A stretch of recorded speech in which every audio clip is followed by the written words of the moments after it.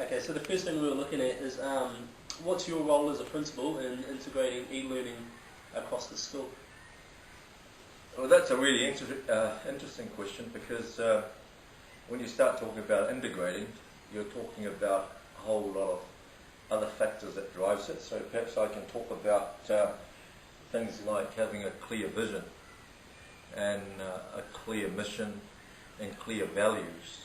And I think part of my role is to provide strong leadership in that sense, by talking about what we're about and what we're trying to do, so that everyone in the staff understands that our school is wanting to achieve X, Y, and Z for their students.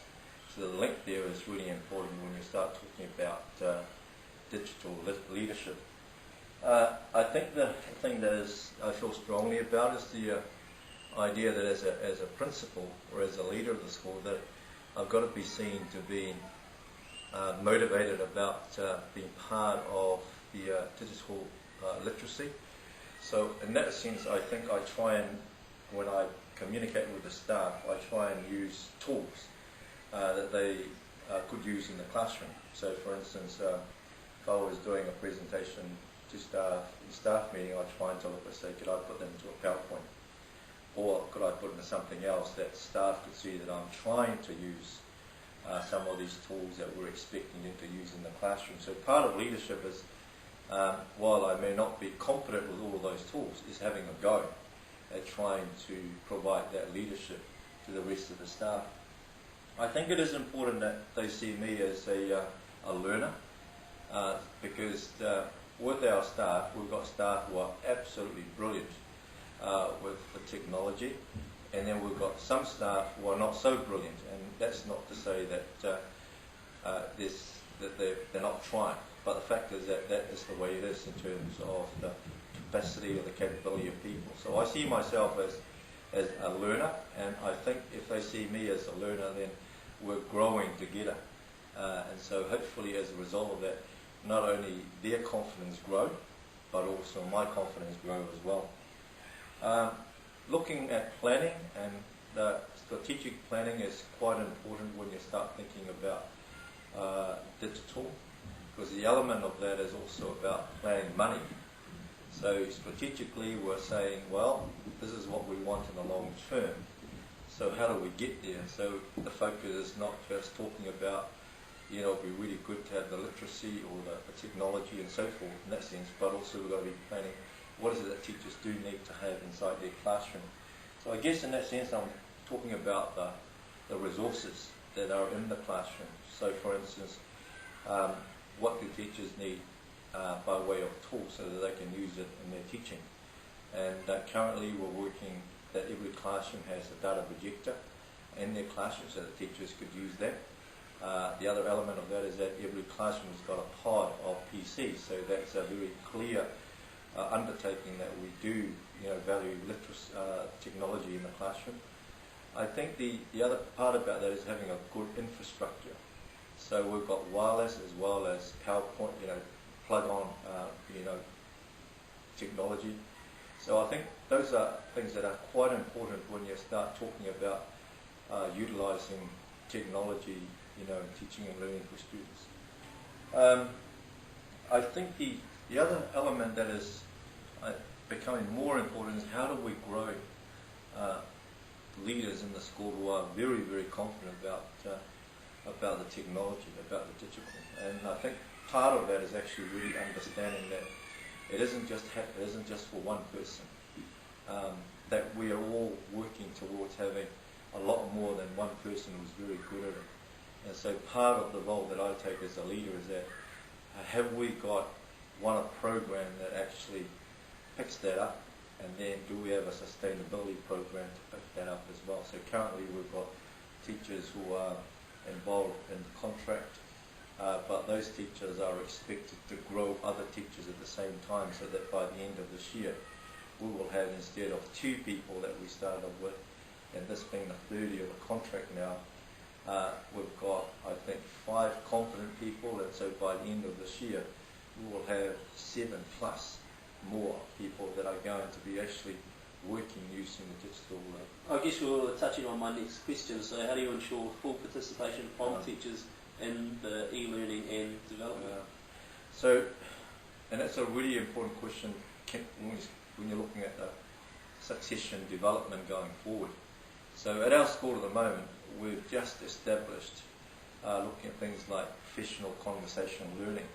Now, we did this some years ago looking at reflection, and so the reflection at that time was a bit of a buzzword, and reflection was around, well, let's think about what we did.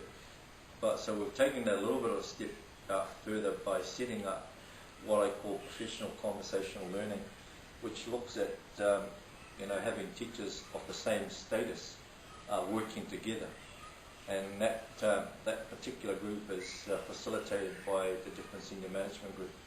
But we also have at school the professional conversational learning taking part in terms of syndicates or teams. So that way you've got not only just across the board people of similar status, but also you've got a multiplicity of levels happening. So the idea behind that is that everyone is growing professionally when they start talking about the digital and what that means for their classroom. I think it is important to think about how do we link that to student achievement. And I think the conversation and using a group of status, the BTs and FTs. I think what that does actually it provides them with a similar level of conversation and understanding, so they know, well, I'm only year 2 or 3. What does that mean for me? But more important, how is it that they're conversing and maintaining that? So when we're talking about the digital things, they can actually talk about what's happening in their classrooms and so forth, and how is it they're applying those, and what's the link between that and what is expected of them in the professional standard. So that's one way of engaging and trying to have everybody involved in professional development. The other one, of course, is we try and look at the way that we approach our meetings. So our staff meeting is a big one, and I try and use that as a vehicle for me to lead learning in that sense.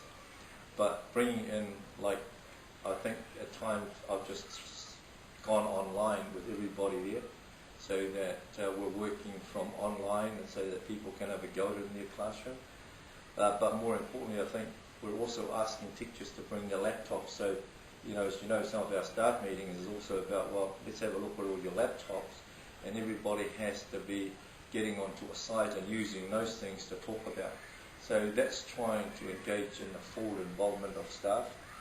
I think the way our school structure is also helping with that as well. So our team leaders are very competent in using the technology. So we are dialoguing all the time about how is it happening in their team, so we get that feedback as well.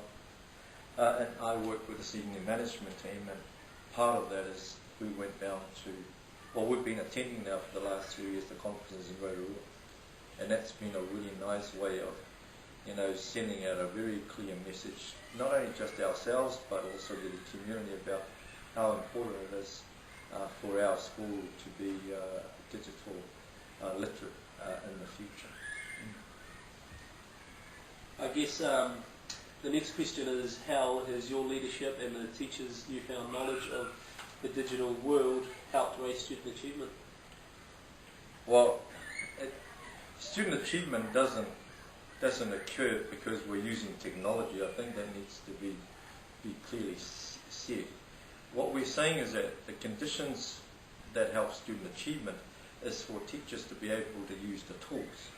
So I think that, so let's talk about some of those conditions, like for instance, well, how does staff do their planning, for instance? What are they using? So currently our school expects everybody to be working on a laptop, and all of our existing templates are at our gallery. So the expectation is that they're using those, then there's efficiency use of time. We're not wasting time to try and saying, well, I've got to restart again. But so already you can see that if the teachers are confident using their laptop, they can go to our gallery and pick up the template for planning, so they're not reduplicating work. So I think the efficiency of use of time is really important. On the other hand, we're also expecting our teachers to pick up professional development from past sessions, like for instance, we've had sessions provided by outside people coming to our school, and we've hooked that up in our gallery so that they can go back and redo that for themselves, and it's a really nice way of of actually exercising the use of the technology, so that it's a personalised and stuff. Not all of us want to speak out openly, but some will learn really carefully when they're on a one-to-one. I think the other thing about if we're talking about student achievement, we've got to also put investment into there as well. So part of my role is to look at the budget and to look at what sort of recommendation needs to be made to the board. So I go to the board and I'm saying, the feedback from our teachers is that students are using the internet predominantly, and they give me a percentage of time.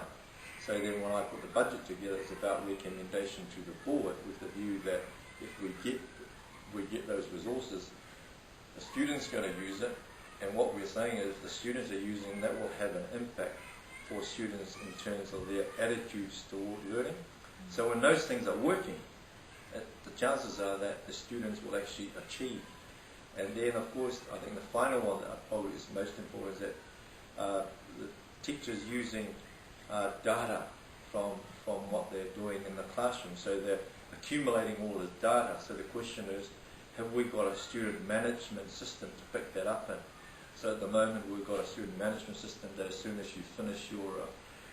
teachers finish their units of learning, finish their assessment of students, they put that data into the system. What it provides is actually a quick response. And as long as the teacher puts the data in, what we want in our student management system is actually to provide the quick feedback so that teachers can use it for the next learning program for their students. So I think that's in a roundabout way when we start talking about student achievement. We need to understand that if those things are available, that the chances are that the students will actually learn, or the chance that the teacher will make it exciting for the children.